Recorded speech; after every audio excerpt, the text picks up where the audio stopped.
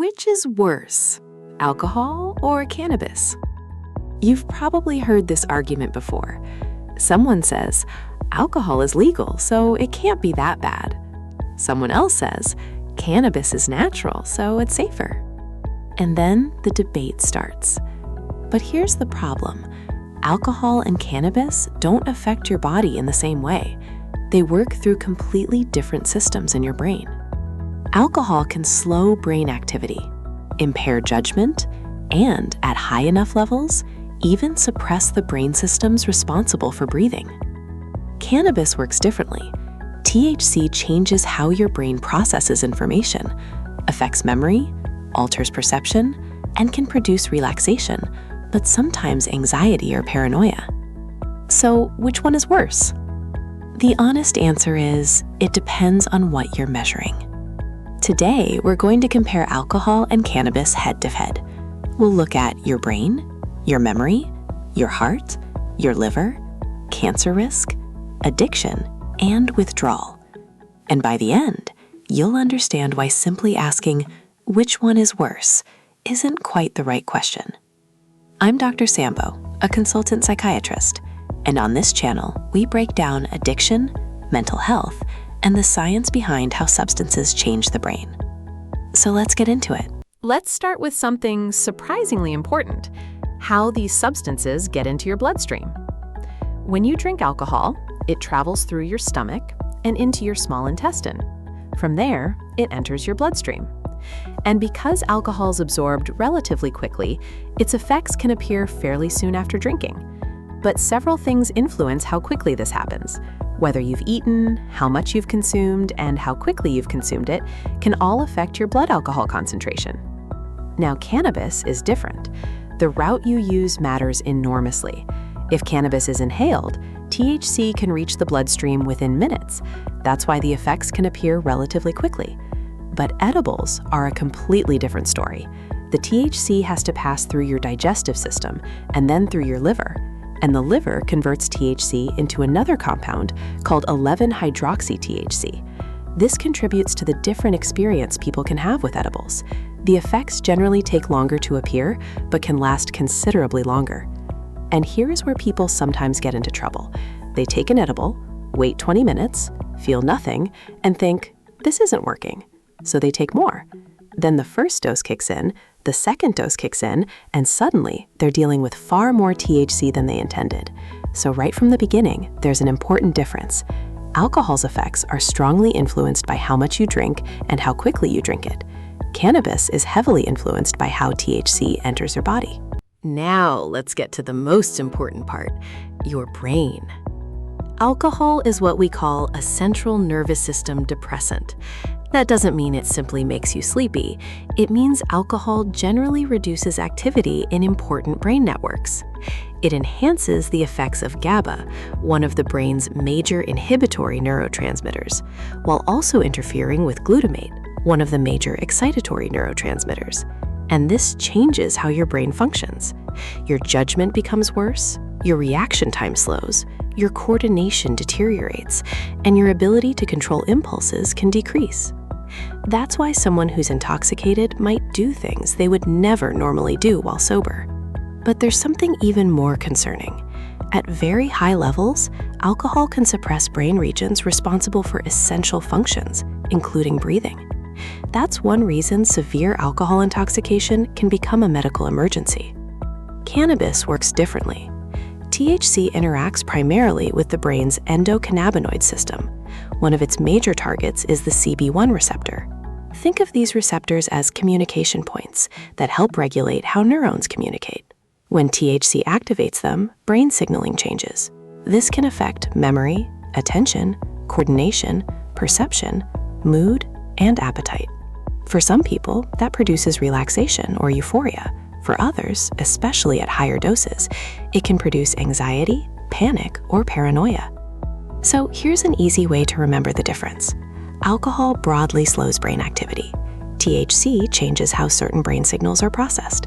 Neither is harmless, but they're not doing the same thing. Now, let's talk about something people often confuse: being forgetful versus having an alcohol blackout. They're not the same thing. With cannabis, You might lose your train of thought. You might walk into a room and forget why you went there. You might struggle to follow a conversation. You might feel mentally foggy. That's because THC can interfere with attention, working memory, and the processing of new information. But alcohol can do something much more dramatic at high levels. It can interfere with the brain's ability to form new memories. That's what can produce an alcohol blackout. And here's the scary part. A person experiencing a blackout may still be walking, talking, laughing, and interacting with other people. But later, they may remember little or nothing about what happened. They weren't necessarily unconscious. Their brain simply wasn't properly storing new memories. That's very different from ordinary forgetfulness.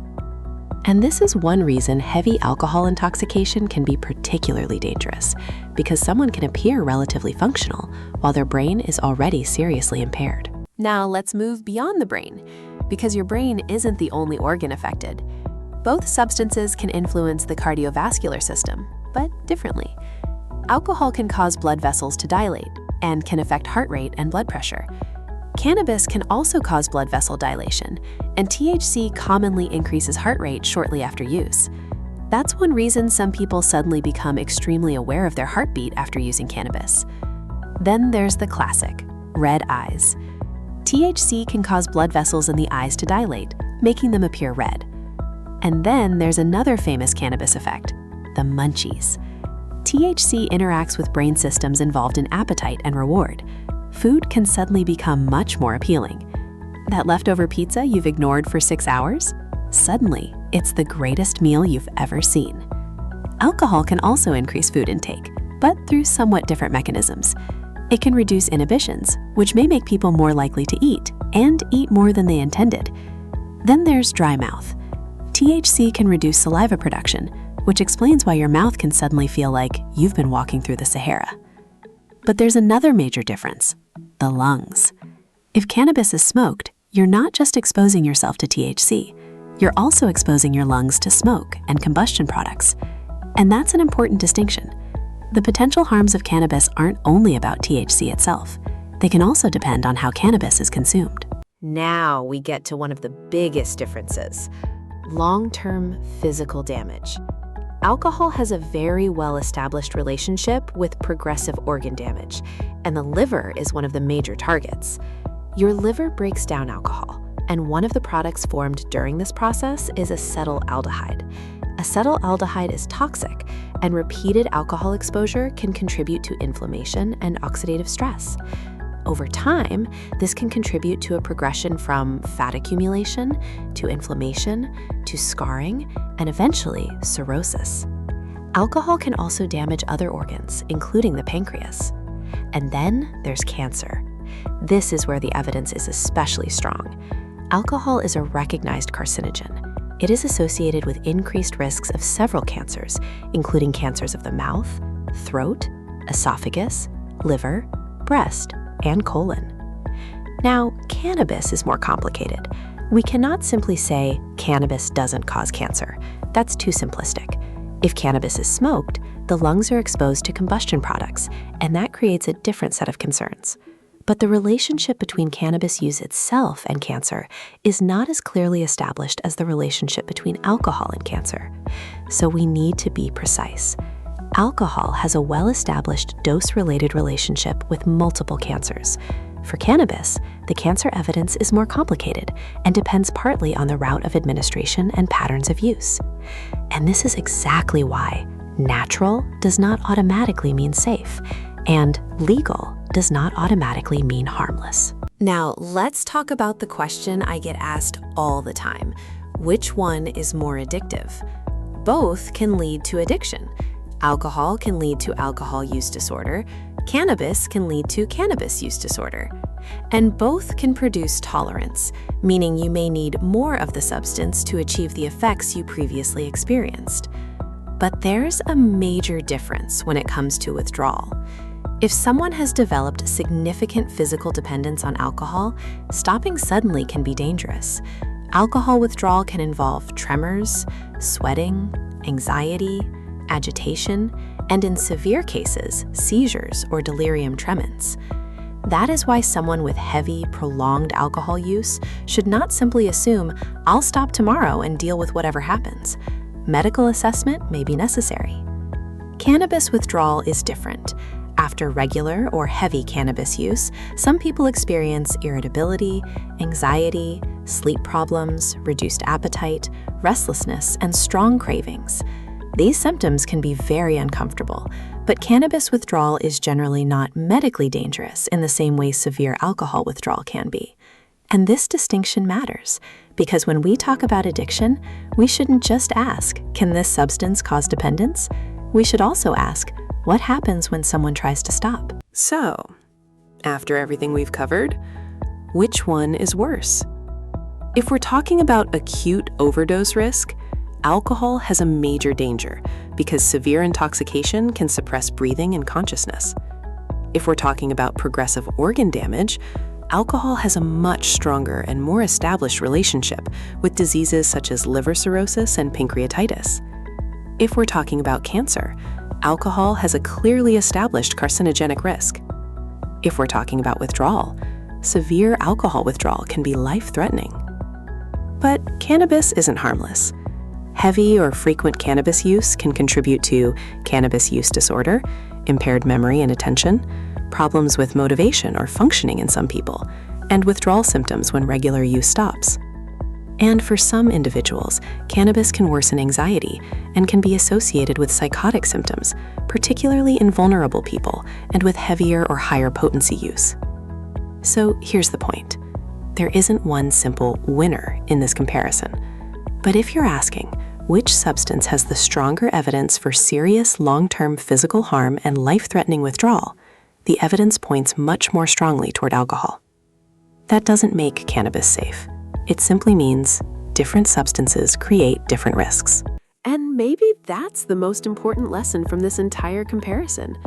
We often talk about drugs as if they're divided into two categories, good drugs and bad drugs. But biology doesn't work that way. The real questions are, how much, how often, how potent, how is it being used, who is using it, and what happens when that person tries to stop. A substance can be relatively low risk for one person and much more dangerous for another. And the same substance can become dramatically more harmful when the dose, frequency, or potency increases. So don't let the words natural, legal, or everyone does it make the decision for you. Understand the biology, understand the risks, and then make informed decisions about your health. If you learned something from this comparison, I'd love to hear from you. Which surprised you more? The difference in how alcohol and THC affect the brain? The difference in withdrawal? The cancer risk? Or the way they affect memory? Tell me in the comments. And if you want more videos breaking down addiction, withdrawal, dopamine, and the neuroscience behind substances, subscribe to Dopamine Dial, because understanding your brain is one of the first steps toward taking control of it. I'm Dr. Sambo. Thanks for watching. Turn your brain, master your mind.